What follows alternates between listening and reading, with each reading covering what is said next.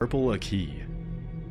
Throughout the late 1980s and 90s, rumors of a massive bodybuilder called Purple Aki began to surface in the northwest of England. According to the allegations, Purple Aki would supposedly walk the streets of Liverpool hunting down young, muscular men and rugby players and oddly ask them if he would let them feel their muscles.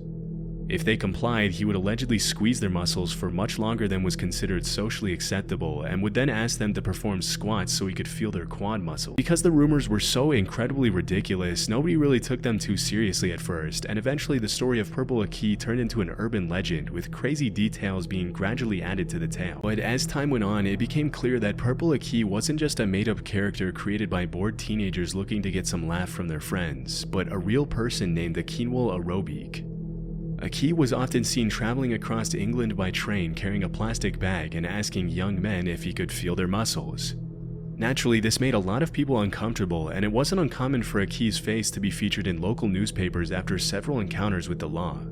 Most of the accusations against him were related to his creepy behavior around teenage boys, but around 1986, the story of Purple Aki took a really dark turn.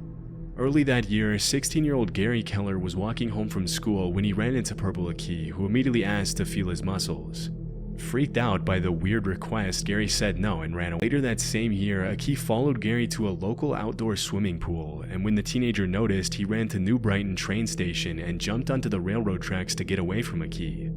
Sadly, the story ended in tragedy, as Gary was accidentally electrocuted by one of the rails. Considering the whole thing happened because Gary was being chased, Purple Aki was convicted of involuntary manslaughter, charged with harassing 14 different teenage boys, and sentenced to 2.5 years in prison. Ultimately, the judges agreed there wasn't enough evidence to prove Aki had been directly responsible for Gary's death, and believe it or not, he was freed and awarded £35,000 in compensation. However, those rumors were put to rest when videos started surfacing in 2023 of Aki walking the streets of Leeds asking random dudes to, you guessed it, feel their muscles. As of today, Purple Aki is alive and well, and will probably continue in his same behavior with or without permission for many years to come.